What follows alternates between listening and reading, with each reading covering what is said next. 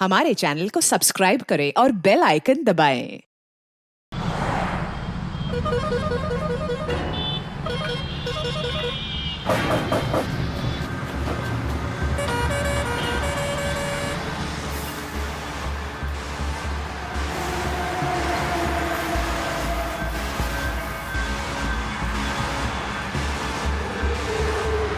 नहीं सर, उन्हें कोई शक नहीं होगा। हम पूरी सावधानी बरत रहे। आई नो सर, हमें प्रूफ चाहिए। Right sir. Okay sir.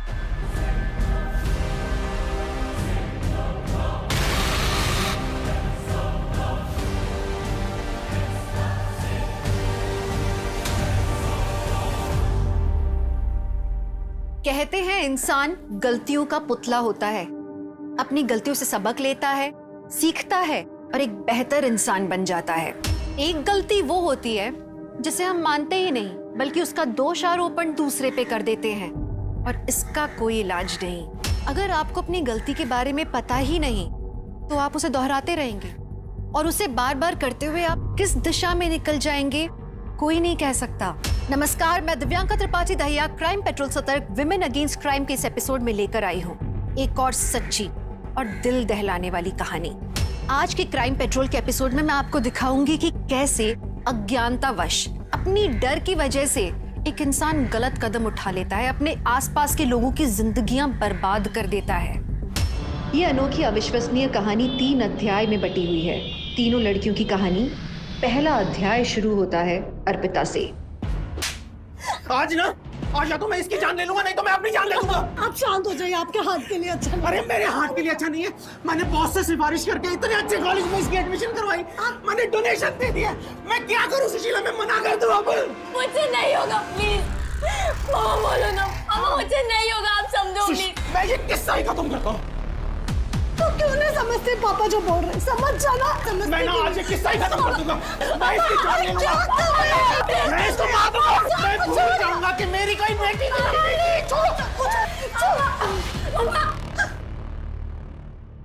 मम्मा,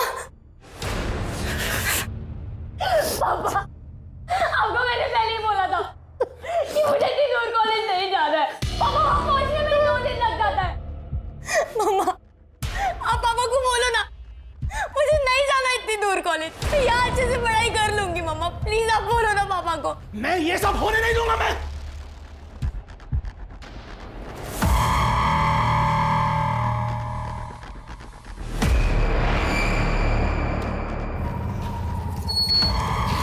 चल हाँ बेटा, मुझे नहीं जाना। तो चल।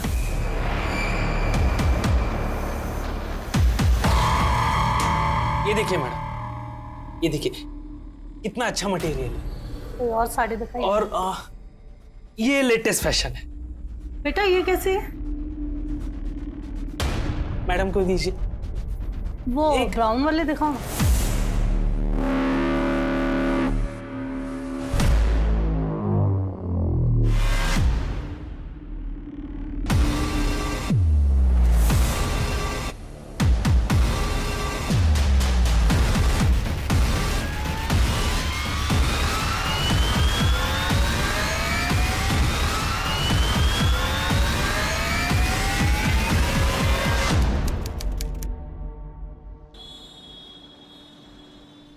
ये देख, पसंद कर में से कोई लड़का ये शादी के वीडियो बनाता है और ये एक दुकान में सेल्समैन है। पसंद कर। पापा मुझे शादी नहीं करनी है। सारी बिरादरी हमारे पर उंगली उठाती है कि मैंने जवान लड़की को अपने घर में बिठा के रखा है, और कितनी बेइज्जती कराएगी तू मेरी। इसमें बेइज्जती वाली क्या बात हो गई? मुझे इनमें से किसी भी लड़के से शादी नहीं करनी है। अरे पुत्र, तुझे शादी क्यों नहीं करनी है? मुझे पैसे कमाने, आप दोनों का ओ बस कर, हमें बख्श दे, हम अपना देख लेंगे। तू अपनी शादी करके अपना घर बसा, समझे? समझा इसको, वरना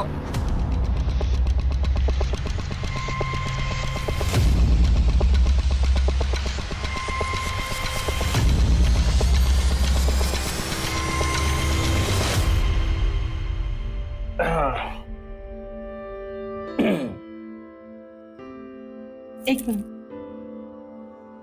पहले मुंह दिखाई दीजिए। क्या चाहिए आपको? देखिए जरा, आप क्या दे सकते हैं? ये लीजिए। Thank you. अब तो इजाजत है ना?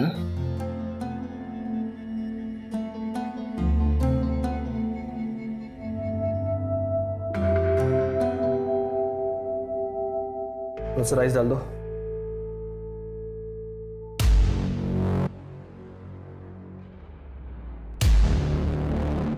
लोग कौन? हम लोग एंटी करप्शन डिपार्टमेंट से आए। आपको हमारे साथ चलना होगा। क्या? लेकिन क्यों? घूसखोरी के इल्जाम में। आज डिपार्टमेंट में काम कर रहा है, उसमें आपने घपला किया, तो हमने इंक्वायरी बिठाई थी। आप बकवास कर रहे हो, ये मैंने कोई घपला नहीं किया। आप लोग को जरूर कोई गलतफहमी हुई है। मेरा बेटा ऐसा नहीं कर सकता। देखिए, आपको जो कुछ भी कहना है पुलिस थाने में कहना। चलो हमारे साथ। साहब चलो। मैंने कोई घपला नहीं किया साहब। सर मेरी बात मानिए साहब। चला। सर मैंने कोई घपला नहीं किया सर। गाड़ी में बेटा। साहब मेरा विश्वास करिए साहब। साहब मैं सच कह रहा हूँ साहब। साहब मैं सच कह रहा हूँ साहब। निकालो। पापा 7 साल की सजा सुनाई गई है। सारी बिरादरी हंस रही है हमारे ऊपर। मैंने सारी जिंदगी ईमानदारी से काम करके इज्जत से गुजारी है, और आज ये दिन देखना पड़ रहा है मुझे। आप ही लोगों की इज्जत थी ना मैं शादी करूं? मैं तो काम करके आप लोगों का हाथ बटा। एक निवेदन है तुझसे, आइंदा से तू इस घर में नहीं आएगी। मैं और बेइज्जती बर्दाश्त नहीं कर सकता। वो ससुराल ही तेरा घर है।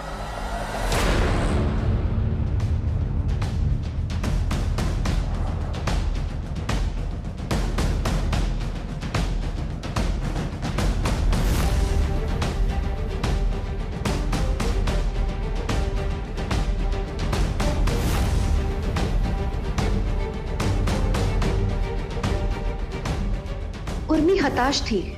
उसके सामने अंधेरे के सिवा कुछ नहीं था। उसका जीवन किस दिशा में उसे लेके जा रहा था उसे खुद नहीं पता था। उर्मी की जिंदगी आगे कौन सी दिशा में जाती है ये जानने के लिए हमें सिद्धि के अध्याय की ओर बढ़ना होगा।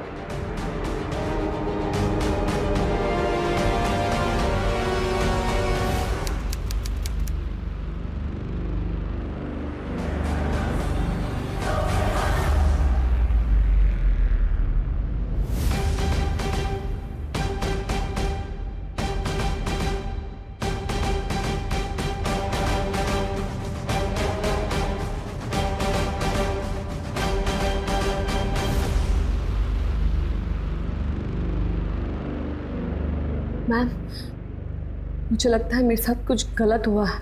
क्या हुआ? वो देखिए मैडम, जब तक आप हमें बताएंगी नहीं कि आपके साथ क्या हुआ है, हम आपकी मदद कैसे करेंगे? मुझे खुद नहीं पता कि मेरे साथ क्या हुआ मैम, लेकिन कुछ ना कुछ तो गलत जरूर हुआ है। और मेरे पति, मुझे लगता है जो कुछ भी मेरे साथ हो रहा है इन सब के पीछे उनका ही हाथ है। मैम, मेरी बेटी का फोन है, अर्जेंट है, मुझे जाना होगा। मैं वापस आके आपको सब कुछ बताऊंगी मैम, लेकिन अभी मुझे जाना होगा। अरे सुनिए,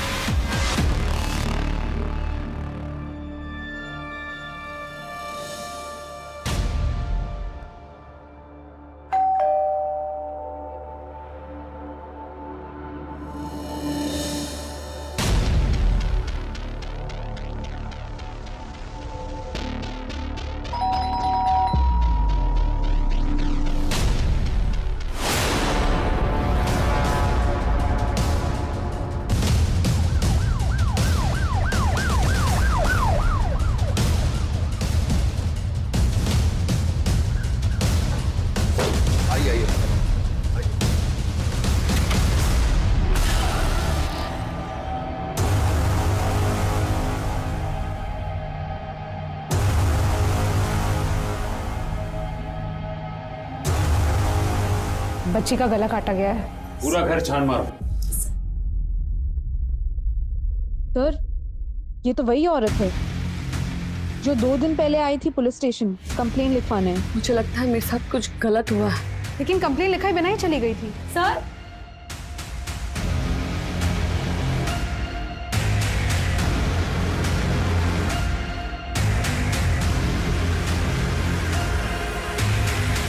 सर यहाँ डेड बॉडी है।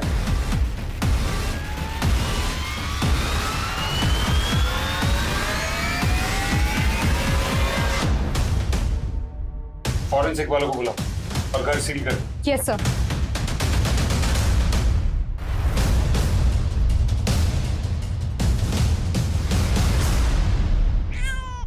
ये क्यों रो रहा है मेरा बच्चा? क्या हो गया? क्या हो गया? हाँ?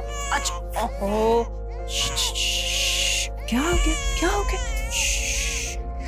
बहुत रोने लगा है आजकल। ला दे, मैं चुप करा। आप रहने दीजिए। क्यों? जब बच्चा पालना नहीं आता है क्या? देख लिया आपके पालने का नतीजा। अपने बेटे को तो पाल पोस कर क्रिमिनल बना दिया। अब मेरे बच्चे को आपके हवाले करके उसको भी क्रिमिनल नहीं बनाना चाहूंगी मैं। तुम्हारा दिमाग खराब हो गया है। सोच समझ के बात किया करो। मेरी ही गलती थी, मैं तुझे बहू बनाकर इस घर में ले आई। और अपने निकम्मे और क्रिमिनल बेटे से शादी करके मेरी भी कोई जिंदगी नहीं संवार दी आपने। लेकिन अपने बेटे की गलती थोड़ी ना दिखेगी। गलती तो सारी बहू की होती है। हाँ हाँ, सारी गलती तेरी ही है। ला दे मेरे बच्चे को। अरे तुझे जहाँ जाना है जा सकती है।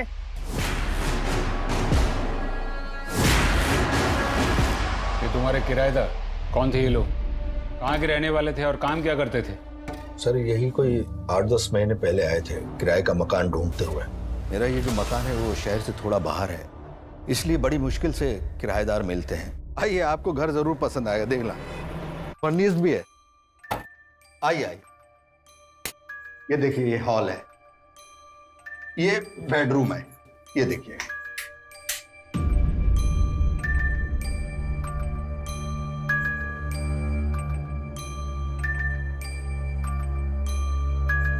मम्मा, ये जगह अच्छी नहीं लग रही है। अपने पापा से बोलो ये बात। तुम तो ऐसे बोल रहे हो जैसे सारी गलती मेरी है। अरे अरे भाई साहब, मैं मानता हूँ ये जगह जो है शहर से थोड़ा दूर है। चलिए, मैं आपको रेंट में कंसेशन दे दूंगा, बस।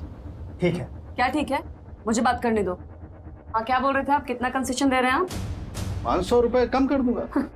एक काम कीजिए, अपना 500 रुपये अपने पास रखिए, नहीं तो मैं आपको देती हूँ। चलो यहाँ से। बहन जी, आप तो नाराज हो गए। चलिए 1000 रुपए, ठीक है? देखा, तुमसे तो कुछ नहीं होती। वैसे आप लोग नोएडा में नए दिख रहे हो, कहाँ से हो आप? अलीगढ़।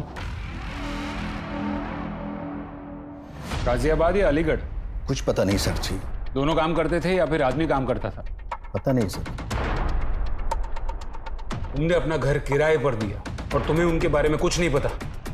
एक्चुअली सर जी, मेरा ये जो मकान है वो बड़ी मुश्किल से उठता था, और जब उठ रहा था तो मैंने ज्यादा पूछताछ नहीं। अगर ठीक से पूछताछ की होती ना तो आज हम यहाँ तुमसे पूछताछ नहीं कर रहे होते। जा सकते हो। वर्षा, उनकी पोस्टमार्टम को प्रायोरिटी पे करवाओ और दोनों फोन की CDR निकलवाओ।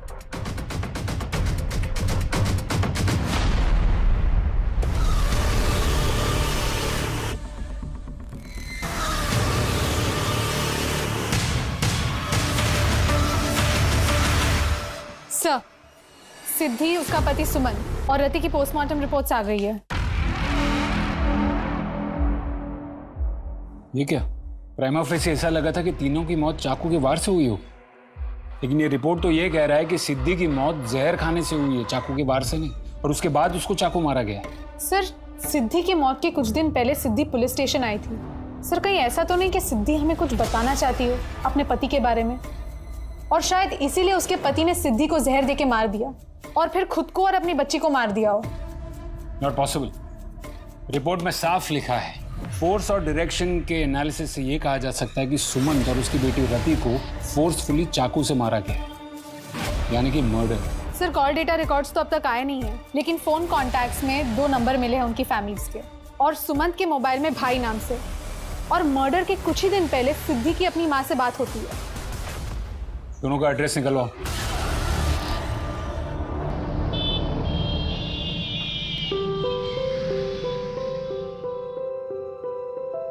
लीजिए, दवाई ले लीजिए। अब तो ऊपर जाने का टाइम आ गया है, क्या फायदा ये सब करके? दवाई लीजिए, ऊपर जाए आपके दुश्मन। कितना ख्याल रखती है तू बेटी, तू हमेशा खुश रहे, तुझे अच्छा पति मिले। सबकी किस्मत में अच्छा पति नहीं होता अंकल जी। कितने खुश नसीब होंगे तेरे घर वाले जो तुझ जैसी बेटी मिली। मेरे घर वाले ऐसा नहीं समझते, इसीलिए आज मैं अकेली हूँ। बेटी, अपनी रोजी रोटी कमाने के लिए यहाँ काम करते हो। एनीवेज, आपके सोने का टाइम हो गया।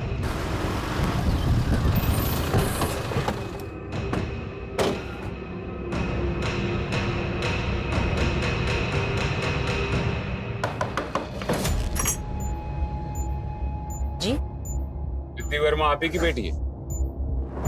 हाँ। आई एम सॉरी, आपके लिए एक बुरी खबर है। इंस्पेक्टर साहब,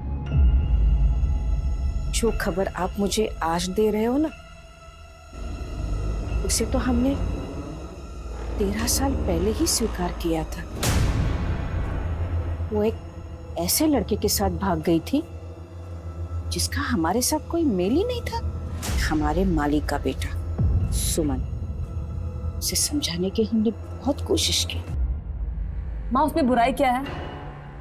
देखो, मुझे उस लड़के के बारे में कोई बात नहीं करनी। आप उसको ठीक से जानते नहीं हो और हम दोनों एक दूसरे के साथ खुश हैं।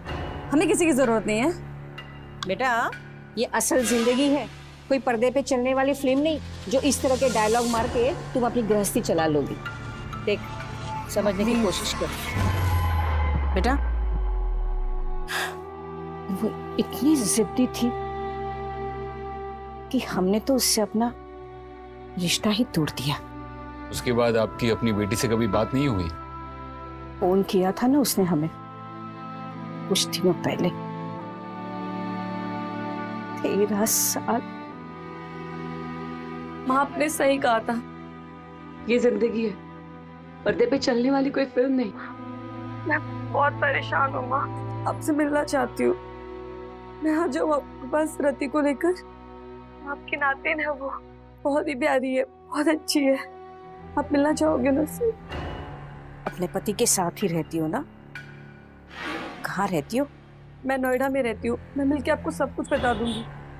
मैं आ जाऊँ? बरसों का घाव है ये, तुम्हें पता है ना उस वक्त हमारी कितनी बेइज्जती हुई थी।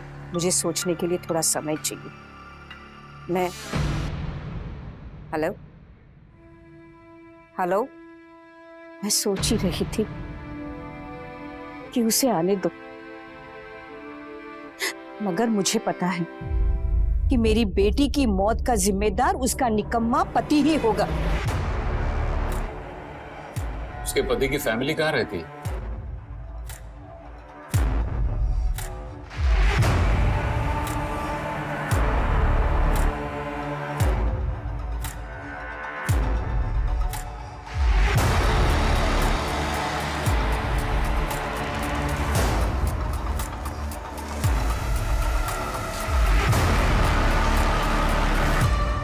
तुम कैसे जानती हो राम जी भाई को? अरे बताया ना, वो जहाँ रहते वहां मैं ही उनकी देखभाल करती थी। मैं नहीं मानता। तो ठीक है, जाओ जगन व्यास समृद्धि विद्या आश्रम में और जाकर पूछ कर आओ। अब मुझे यहाँ का सारा हिसाब किताब देखना है। राम जी भाई बता रहे थे यहाँ नुकसान हो रहा है। इतने प्राइम लोकेशन पे दुकान होने के बावजूद नुकसान हो रहा है। मैंने कहा ना, मुझे यहाँ का हिसाब किताब देखना है और सारे डिशेस भी टेस्ट करने हैं।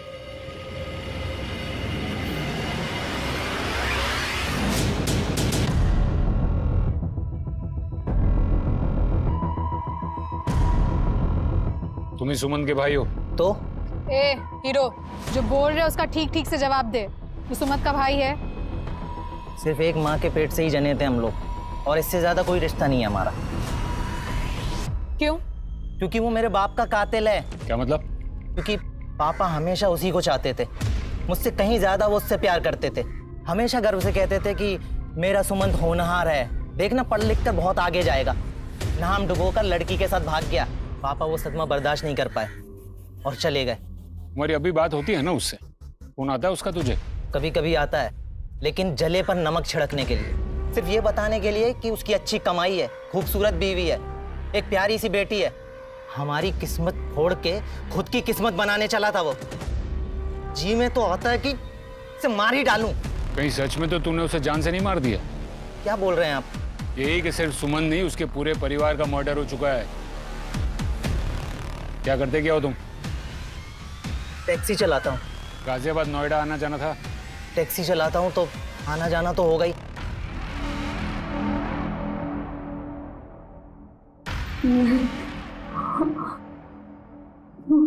तो कर लो, छोड़ो, जाने दो। सर, सिद्धि की बॉडी में जो जहर मिला था उसकी रिपोर्ट आ गई है। घर में रखने वाला नॉर्मल पेस्टिसाइड था। वर्षा, अब सवाल ये उठता है कि ये खाया गया था या खिलाया गया? आपको क्या लगता है ये ऑनर किलिंग हो सकती है? मेरा मतलब है इतने सालों की नफरत और गुस्सा, और फिर बेटी ने माँ को कांटेक्ट भी किया था। लेकिन एक और बात, सिद्धि अपने पति के खिलाफ कुछ कहने के लिए थाने आई थी। वो क्या बात थी ये भी जानना जरूरी है। फिलहाल तुम सिद्धि की माँ और सुमन के भाई दोनों की पूरी तहकीकात करो।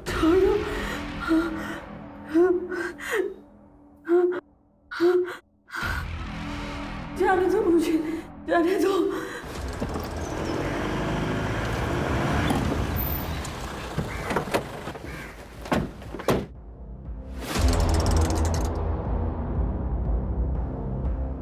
मैडम ये साहब है आपसे मिले। जी कहिए।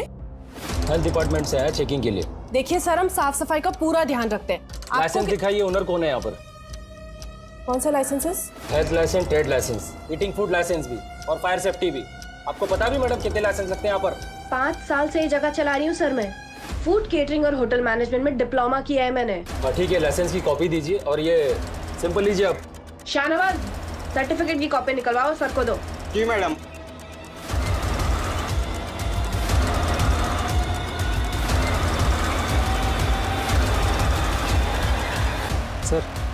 सर ये लाइसेंस के पेपर देखने में ऑर्डर में ही लग रहे हैं सर, और कुछ ऐसा संदेहजनक नहीं दिख रहा सर। ठीक है तिवारी। जी सर। अरे साड़ी को फोल्ड करके रख दे, देख कितनी है ये। और वहां पे बर्तन भी बिखरे पड़े। जल्दी कर। बताइए मैडम क्या चाहिए आपको? हमारे पास साड़ियाँ हैं, कपड़े हैं, बर्तन है। आपको क्या चाहिए बताइए। मैं वो नहीं। बताइए ना मैडम। नए डिजाइन के पर्दे आए हैं, सूटकेसेस भी आई हैं, घर का सारा सामान मिलता है यहाँ पे। नहीं, कुछ नहीं। अरे मैडम, मैडम। सर, एक अजीब बात सामने आई है। सिद्धि की माँ और सुमंत का भाई दोनों की जीपीएस लोकेशंस बता रही है कि दोनों एक ही दिन नोएडा में थे, और उसी दिन सिद्धि और सुमंत भी नोएडा में थे। चारों नोएडा में? कब की बात है ये? मर्डर से 7 दिन पहले। इसका मतलब सिद्धि ने अपनी माँ को फोन किया, उससे पहले वो एक बार उससे मिल चुकी थी। कमाल है, उसकी माँ ने हमें ये बताया क्यों नहीं? बुलाओ उन्हें। Yes sir. हाय डॉक्टर, एनी लक? जो सैंपल मैंने दिए थे आपको? सैंपल में ऐसी किसी भी चीज का कोई निशान नहीं मिला जिस पर शक किया जा सके। आपका मतलब है वो सारे क्लीन है? Absolutely. Alright doctor, thank you so much.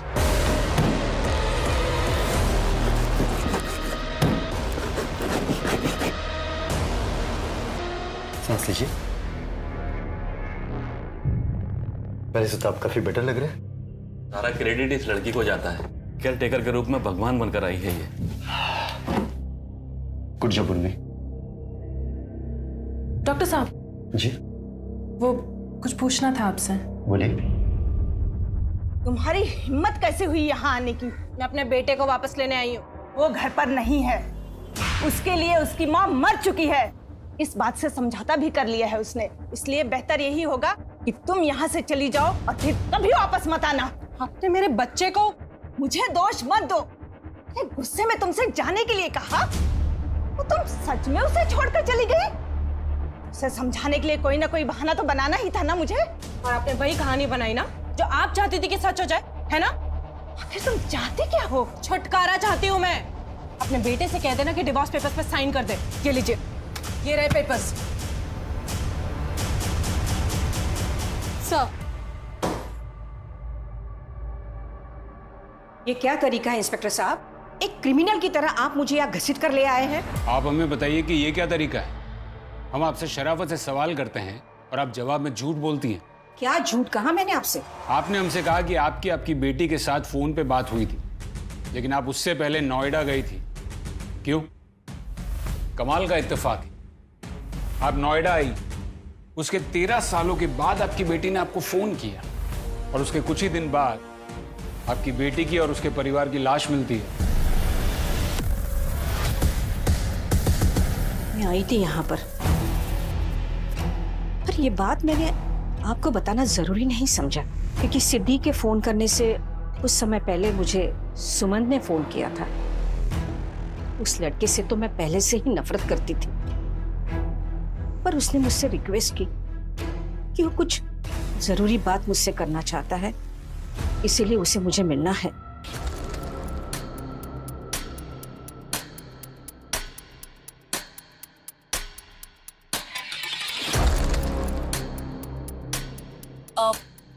ये कहाँ लेके आए? आओ बताता हूँ। लेकिन हम कर क्या रहे हैं यहाँ? मैंने कहा था ना, सरप्राइज है, अभी पता चल जाएगा। अरे लेकिन जा कहाँ रहे हैं यहाँ पे? मुझे तो समझ में ही नहीं आ रहा है कुछ। सिद्धि आओ तो सही, बताता हूँ। लेकिन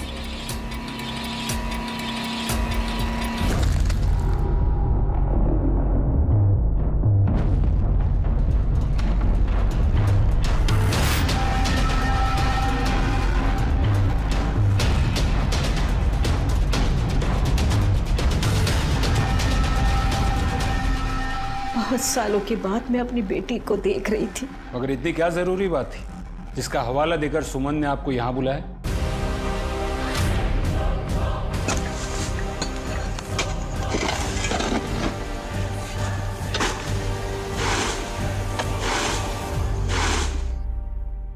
आप जानते हैं इसे? हाँ जानता हूँ, मगर अब ये यहाँ काम नहीं करती। कब छोड़ी इसने नौकरी? करीब 2 साल पहले, जब रामजी भाई की मौत हुई। रामजी भाई कौन? उसके पति 40 साल बड़े थे उससे। जब उर्मी यहाँ ज्वाइन हुई थी तो रामजी भाई उसे बेटी बेटी कहते थे, और बाद में, लेकिन जो होता है वो अच्छे के लिए होता है। रामजी भाई जाते जाते उसके लिए वो ढाबा छोड़ गए। इतने प्राइम लोकेशन पे दुकान होने के बावजूद नुकसान हो रहा है। मैंने कहा ना मुझे यहाँ का हिसाब किताब देखना है। वैसे भी उर्मी अभागी थी बेचारी। पहला पति जेल चला गया और दूसरा दुनिया से। सुना है आजकल वो वही ढाबा चला रही है। पहला पति जेल में? जी। बताइए मैडम, ऐसी कौन सी जरूरी बात थी जिसके लिए सुमत ने आपको यहाँ बुलाया था? मैं क्या कहूँ आपसे, सिवाय इसके कि मैं बहुत शर्मिंदा हूँ। मैं आपकी बेटी को रोजमर्रा की जरूरत की कोई चीज भी नहीं दे पाया, लेकिन मैं क्या करूँ। मैंने बहुत कोशिश की, लेकिन मेरा काम सेटल ही नहीं हो पाया, और ना ही कोई ढंग की नौकरी ढूंढ पाया मैं। इतने सालों में हमारी हालत बद से बदतर होती चली गई, लेकिन बस अब बहुत हुआ। सिद्धि ये जिंदगी डिजर्व नहीं करती। आप प्लीज सिद्धि को अपने साथ ले जाइए। मैं समझ सकता हूं तुम्हें सुनकर जितना बुरा लग रहा है, उससे कहीं ज्यादा बुरा मुझे लग रहा है। लेकिन सिद्धि, मैं तुमसे बहुत ज्यादा प्यार करता हूं। मैं बस तुम्हें खुश देखना चाहता हूं। मैं तुम्हें वो खुशी कभी नहीं दे सकता। मुझे पता है तुम ये सब क्यों कर रहे हो। सिद्धि, सिद्धि मेरी बात तो सुनो। सिद्धि तो वहां से गुस्से में चली गई। उसके पीछे पीछे सुमन भी गया और कह के गया कि मैं अभी आता हूं। काफी देर हो गई, मैं उन दोनों का इंतजार करती रही और फिर वहां से निकल गई। और ये बात आपने हमसे छुपाई क्यों? आपको लगता होगा कि वो बहुत अच्छा पति था, मेरी बेटी का ख्याल रखता था, पर नहीं, ये सब कुछ ढोंग था। अरे उसने तो मेरी बेटी की जिंदगी नरक कर दी थी। खैर, मैं अब जा सकती हूँ? उम्मीद है कि इस बार आपने सब सच सच बताया होगा।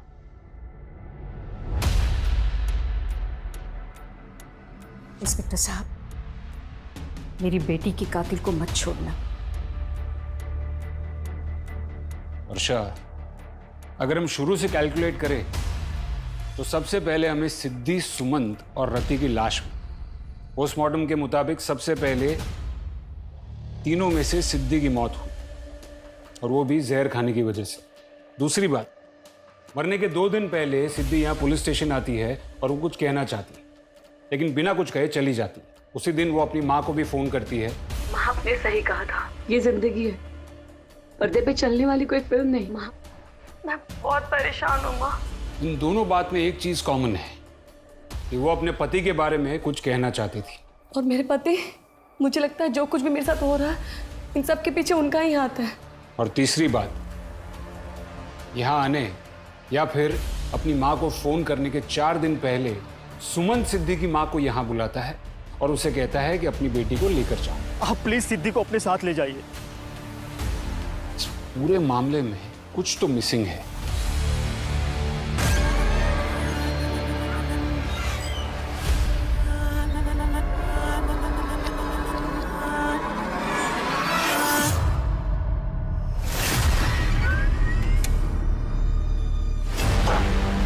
आप लोग अंदर कैसे हैं?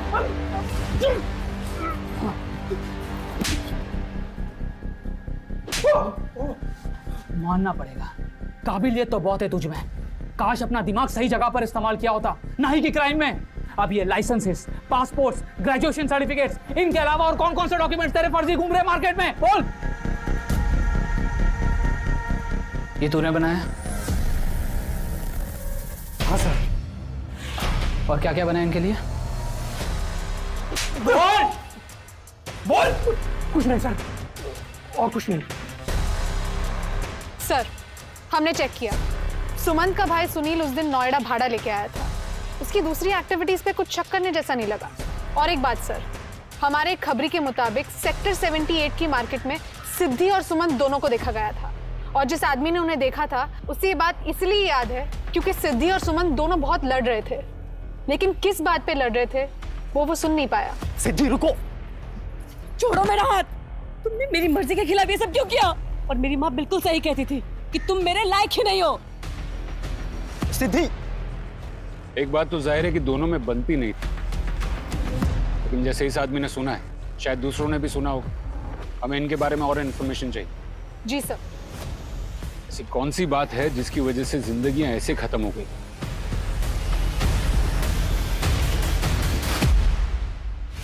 इंटरेस्टिंग। सिद्धि और सुमन के घर के आसपास हत्या के दिन और कोई मोबाइल फोन एक्टिव नहीं था सिवाय उन दोनों के। इसका मतलब ये किसी प्रोफेशनल किलर का काम है, क्योंकि कोई पेशेवर ही इतनी सफाई से बिना कोई सबूत छोड़े इतना बड़ा कांड कर सकता है। अपने सारे खबरियों को एक्टिव करो। जी सर। मर्डर वेपन और डिस्क्रिप्शन से पता करो कि कौन हो सकता है। कभी कभी ज्यादा चालाकी भी खुद में एक क्लू बन जाती है।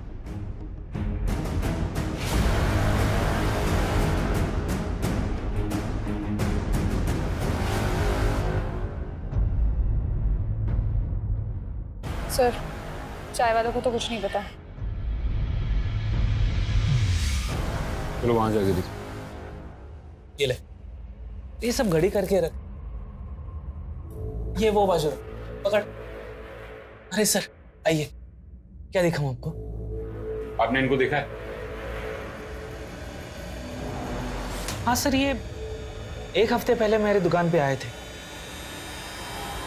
दोनों ने काफी सारा सामान लिया था। मैडम ने साड़ी भी ली थी। खुश लग रहे थे दोनों। आर यू श्योर वो दोनों खुश लग रहे थे? हाँ मैडम।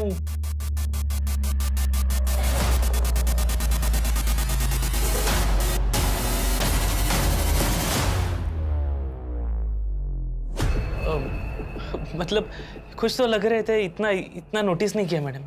क्योंकि जहाँ तक हमें मालूम है, जिंदगी से तो काफी नाखुश थे दोनों। मैडम, मैंने जो देखा वो आपको बता दिया। कुछ प्रॉब्लम तो दिखा नहीं मुझे।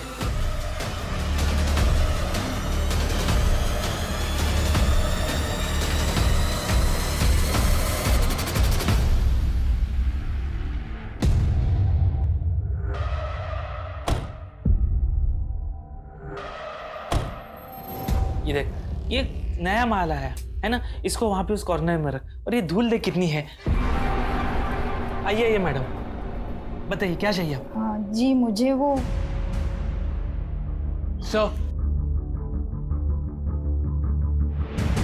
सर, ये पूरी रिपोर्ट ढाबे की मालिक उर्मी ढोडिया की है। सर, ये औरत हाईली एम्बिशियस और इंटेलिजेंट है। और सर, इसके पहले पति से मेरी बातचीत हुई है जेल में। साहब, मैंने रिश्वत उर्मी के कहने पे ली थी। मैं उसकी बातों में आ गया था। साहब, उर्मी को पैसों का लालच बहुत है साहब। Good job Pradeep. अब तकरीबन सारे सबूत है हमारे पास। हम जितना समझ रहे थे उससे ये मामला काफी ज्यादा उलझा और संगीन है, लेकिन अब बहुत जल्द सब साफ हो जाएगा। ये देखिए मैडम, एकदम मजबूत टिकाऊ बैग है, बहुत बढ़िया क्वालिटी है। एक्चुअली मुझे कहा गया था, वो अर्जेंट है। अगर आज के आज ही हम लोग। मैं समझ गया मैडम। आप मेरे साथ आइए। तुम्हारी सैलरी भी डबल कर दी है मैं, और ये बात तुम अच्छे से जानते हो कि अगर मेरे साथ रहोगे तो एक्स्ट्रा पैसे भी कमाओगे, इसलिए ज्यादा दिमाग मत चलाओ। जितना कहा जा रहा है वो करते रहो।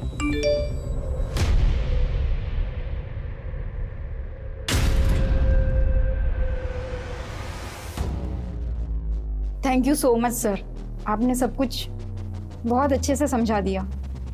मैं माँ को फ़ोन करके बता देती हूँ। एक्चुअली वो खुद ही आने वाली थी, फिर मैंने ही मना कर दिया। उनसे कहिए कि आप बिल्कुल सेफ हैं। हेलो। हाँ माँ, मैं बिल्कुल ठीक हूँ, आप बिल्कुल टेंशन मत लो। यहाँ सब कुछ एकदम सेफ है। बस आप एक काम करो, मेरे पिकअप के लिए गाड़ी भेज दो। वो जो दुकान है ना, बस उसके पीछे वाली ही गली में है। ठीक है माँ। वर्षा, गाड़ी निकालो।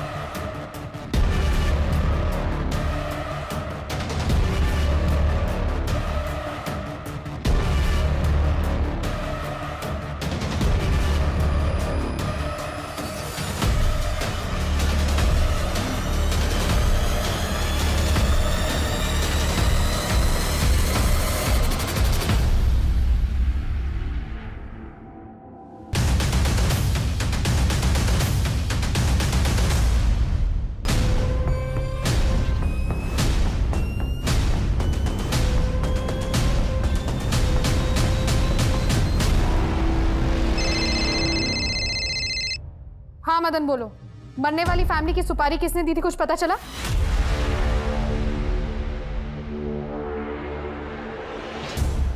Very good.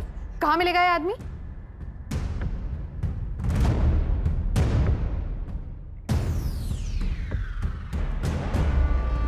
सर, किलर के बारे में इंफॉर्मेशन मिली है। गुड, टीम तैयार करो, उठा लो उसे। Right sir.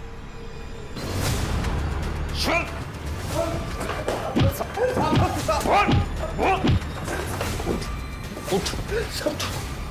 अब मुंह खोलेगा कि प्यार भरी बातें और करूं तेरे साथ।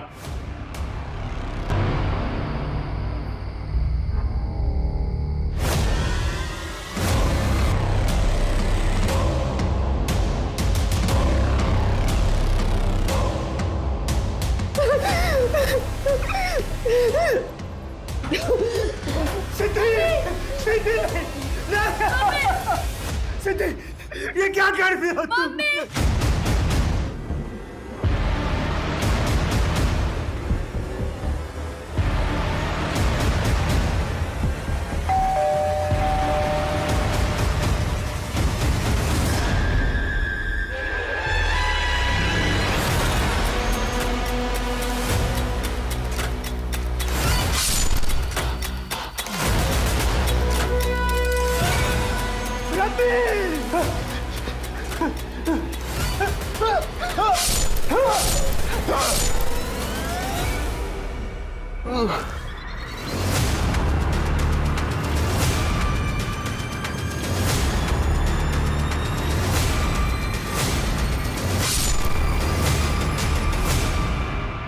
किसने दी थी सुपारी?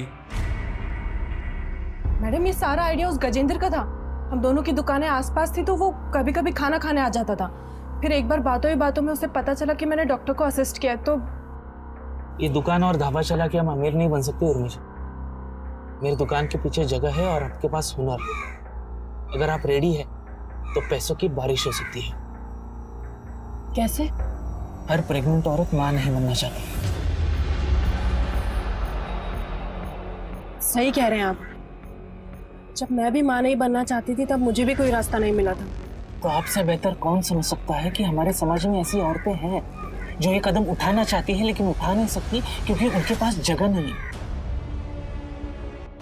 सिद्धि का मर्डर क्यों करवाया? साबू सिद्धि हमें धमकी देके गई थी। सिद्धि रुको, छोड़ो मेरा हाथ। तुमने मेरी मर्जी के खिलाफ किया ये? अभी हम दूसरे बच्चे के लिए तैयार नहीं थे और लड़की के लिए तो कतई नहीं। घटिया सोची तुम्हारी। और मेरी माँ बिल्कुल सही कहती थी कि तुम मेरे लायक ही नहीं हो। छोड़ूंगी नहीं मैं तुमको, और ना उन लोगों को जिन्होंने मेरे साथ ये सब किया है। सिद्धि,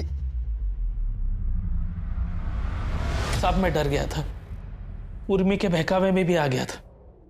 उसने मुझे कहा था कि सिद्धि का जिंदा रहना हमारे लिए खतरनाक हो सकता है। फिर मैंने एक किलर को कांटेक्ट किया। सिद्धि और उसके परिवार के मर्डर के बारे में क्या कहा इसने? मर्डर? सर नहीं सर, मेरा किसी के मर्डर से कुछ लेना देना नहीं है। और कितना झूठ बोलोगी तुम? तुम्हारे लालच की वजह से तुम्हारा पति जेल चला गया। कुछ दिनों के लिए एक डॉक्टर को असिस्ट क्या कर लिया, तुमने अपने आप को डॉक्टर घोषित कर लिया। नहीं सर, तुम्हारी सारी फेक डिग्रीज है हमारे पास, और डिग्री बनाने वाला भी। और डॉक्टर बनकर तुम औरत के अंग से जो अलग करती थी, उसे अपने ढाबे के तंदूर में जला देती थी। नहीं सर, आप ये कैसे बातें कर रहे हैं? राजेंद्र ने सब कबूल कर लिया है। समाज सेवा नहीं, अपनी लालच की सेवा कर रही हो तुम। जो लड़की अपनी मर्जी से आए उसके साथ भी, जो ना माने उसके साथ भी गलत किया तुमने। मैडम को दीजिए वो ब्राउन वाले दिखाओ ना। ये देखिए। अरे अरे अरे,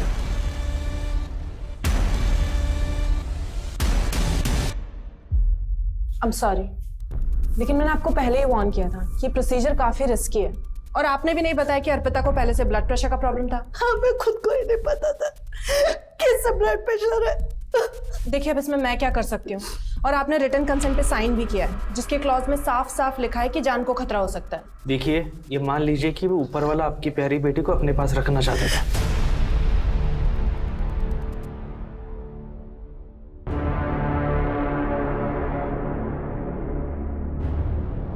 अर्पिता शादी के पहले ही प्रेग्नेंट हो गई, लेकिन उसके माँ बाप को एक बात समझनी चाहिए थी कि एक इलीगल अनजान जगह पे अपनी बेटी को ले जाके उसका अबॉर्शन करवाना वो उसकी जिंदगी को खतरे में डाल रहे थे। ऐसे में अपना रेपुटेशन बचाना, अपना नाम बचाना, शायद अपनी बेटी को बचाना ज्यादा जरूरी था। और हुआ क्या, उन्होंने अपनी बेटी को, अर्पिता को खो दिया। जब एक कुंवारी लड़की किसी भी वजह से प्रेग्नेंट हो जाती है, वो बहुत ज्यादा प्रेशर में आ जाती है। उसके लिए सही और गलत के बीच में अवलोकन करना बहुत मुश्किल हो जाता है। इसीलिए बहुत जरूरी है कि माँ बाप अपने बच्चों के दोस्त बन के रहें, ताकि बच्चों को भी भरोसा हो अपने माँ बाप पे कि जब वो सच बताएं तो उन्हें बहुत ज्यादा डांटा नहीं जाएगा, बल्कि सही रास्ता दिखाया जाएगा। क्योंकि बच्चों का एक गलत निर्णय उनके लिए जानलेवा साबित हो सकता है। हमारी आज की युवा पीढ़ी बहुत समझदार है। उन्हें ये मालूम होना चाहिए कि ऐसे बहुत सारे हेल्पलाइन नंबर्स, एनजीओ की इंफॉर्मेशन अवेलेबल है इंटरनेट पे, कि अगर वो कभी भी इस तरह की परिस्थिति में फंसते हैं, उन्हें ये पता होना चाहिए कि उन्हें आसानी से मदद मिल सकती है। आज से कई साल पहले अगर ये मेरे साथ हुआ होता तो शायद मैं भी डर जाती, सहम जाती, शायद मुझे भी नहीं मालूम होता कि किस दिशा में जाऊं। लेकिन आज हमें मालूम है कि सारी सही इंफॉर्मेशन इंटरनेट पे अवेलेबल है, बस सही फैसला लेना जरूरी है। पता है, आज भी न जाने कितने लोग हैं जो कि मेडिकल स्टोर में जाकर कॉन्डम मांगने से डरते हैं, शर्माते हैं, जैसे कि कुछ गलत काम कर रहे हो। पर इसमें कुछ गलत नहीं है, स्वाभाविक है ये। अब जब जागरूकता ही नहीं, तो सही और गलत के बीच में आप आंकलन कैसे करेंगे? और कई बार उस गलती को सुधारते सुधारते इतना वक्त लग जाता है, इतनी देरी हो जाती है कि वो देरी महंगी पड़ जाती है। जबकि सबसे बड़ा सच ये है कि गलत ऐसी इलीगल जगह पे ले जाके अपनी बेटी, बहन या बीवी का अबॉर्शन करवाना है, उसकी जान खतरे में डालना गलत है। हमारे देश में धन, विद्या और शक्ति के लिए माता को पूजा जाता है, यहाँ तक कि भारत को भी माता बुलाया जाता है। लेकिन हमारे देश में एक माँ को मजबूर किया जाता है कि वो एक बेटी को, एक माता को जन्म न दे। अगर घर में एक बेटी पैदा हो जाती है तो मातम का माहौल बन जाता है। उसकी पैदाइश पे ही उसकी शादी और दहेज का डर छा जाता है। अपनी बेटी को सशक्त बनाओ, उसे अपने पैरों पे खड़ा करो। वो आपका सहारा नहीं चाहेगी, फिर वो आपका सहारा बनेगी। इस बात पे भरोसा करो। बस अभी बहुत हो गया। मैं हाथ जोड़ के आपसे विनती करती हूँ कि बेटे और बेटी में फर्क बंद कीजिए। अगर आप पूरे आत्मविश्वास के साथ अपनी बेटी के साथ खड़े रहेंगे तो पूरा समाज उसकी इज्जत करेगा। और हाँ, ये किसी भी अनरिलायबल अबॉर्शन सेंटर पे अपनी बेटी को मत लेके जाइए। ये सिर्फ गैर कानूनी ही नहीं है, उसके लिए घातक, उसके लिए बहुत खतरनाक है। तो मैं दिव्यांका त्रिपाठी दहिया अब लेती हूँ आपसे विदा, इस वादे के साथ कि आपसे फिर मिलने आऊंगी एक और नई और सच्ची कहानी के साथ। तब तक देखते रहिए क्राइम पेट्रोल, सतर्क, विमेन अगेंस्ट क्राइम, एक औरत पर वार, अब हर औरत का भार। जय Hind. For more updates, subscribe to our channel, click the show links and enjoy watching the videos.